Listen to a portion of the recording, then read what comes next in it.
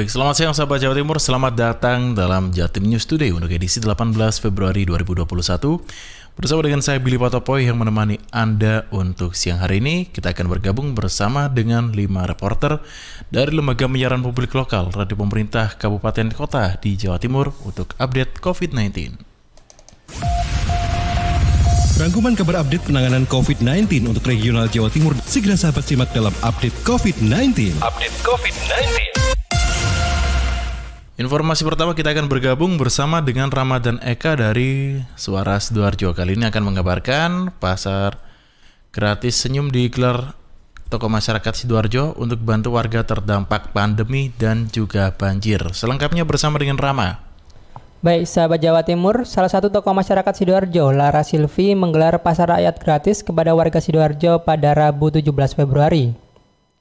Pasar gratis yang digelar di kawasan Pasar Larangan itu menyediakan aneka minuman, makanan, dan buah-buahan yang diberikan gratis kepada warga Sidoarjo.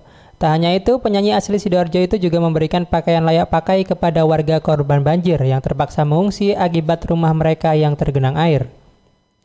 Lara Silvi mengatakan di pasar gratis ini warga cukup datang dan memberi senyuman kepada petugas, kemudian langsung mengambil barang yang dibutuhkan tanpa dipungut biaya sepeser pun. Acara ini adalah bentuk kepedulian Lara untuk warga yang terdampak COVID-19 dan korban banjir di Sidoarjo. Kegiatan pasar gratis bayar senyuman ini juga digelar dengan menerapkan protokol kesehatan yang ketat, seperti cek suhu badan, jaga jarak, dan harus memakai masker. Selama acara, Lara juga terus mengkampanyekan pemakaian masker dan pentingnya protokol kesehatan di masa pandemi COVID-19 ini. Ia juga turun langsung ke jalan membagikan masker gratis kepada warga yang melintas di sejumlah jalan protokol kota Sidoarjo. Demikian yang dapat saya sampaikan, kembali ke Billy. Baik, terima kasih Rama atas informasinya. Selanjutnya kita akan ke Kabupaten Blitar. Kali ini bergabung bersama dengan Risma Erina dari Persada FM. Selama PPKM berlangsung, jumlah kunjungan wisata di Kabupaten Blitar terpantau stabil.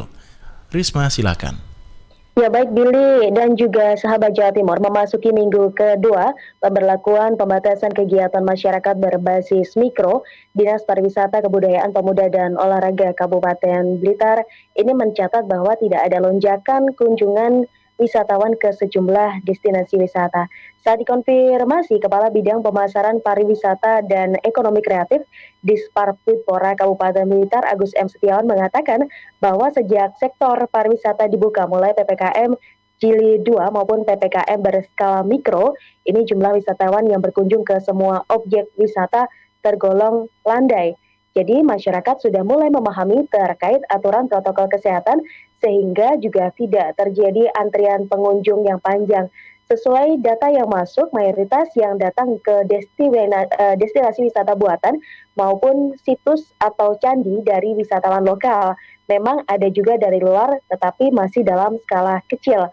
Ia mengingatkan masyarakat yang ingin berlibur ke tempat wisata yang ada di Kabupaten Blitar khususnya agar berdisiplin mematuhi segala aturan yang ditetapkan oleh satuan tugas di masing-masing wisata. Hal ini dilakukan agar semuanya aman dan juga nyaman. Demikian saya Risma Erina, LPPL Radio Persada FM Kabupaten Blitar melaporkan untuk Jatim News Today.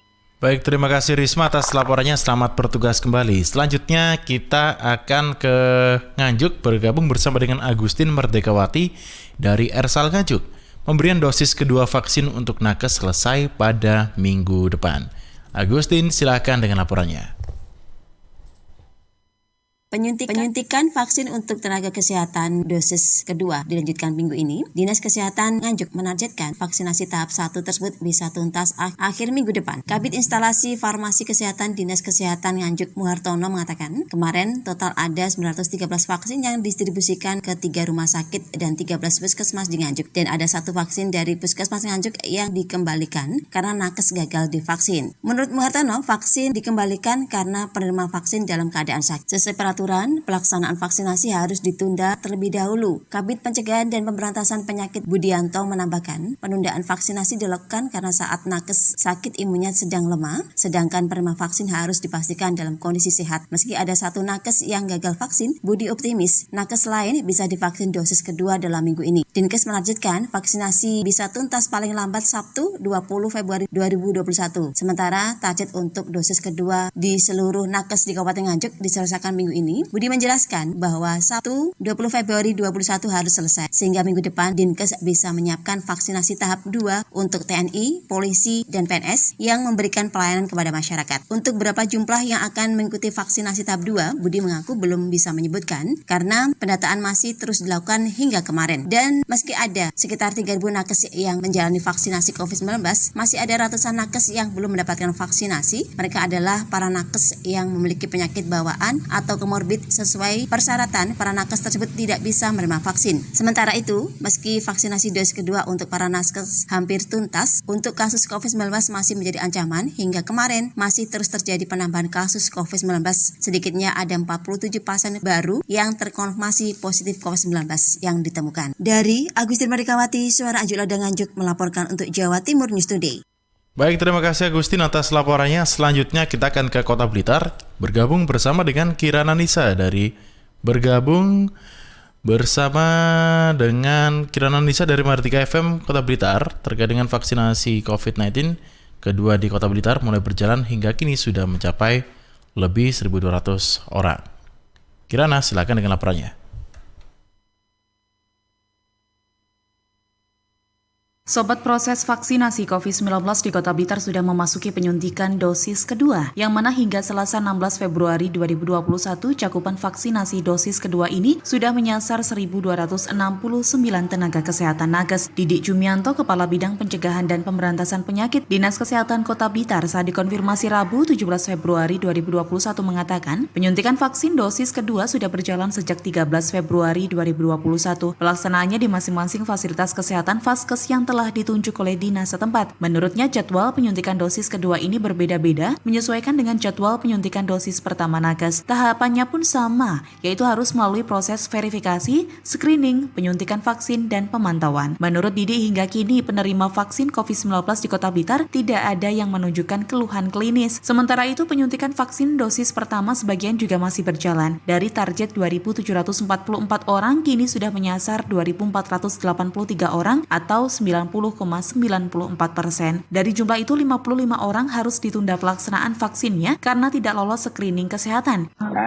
Data kondisi pribadi itu menyebutkan nama, adakah penyakit, itu belum sebagai sasaran.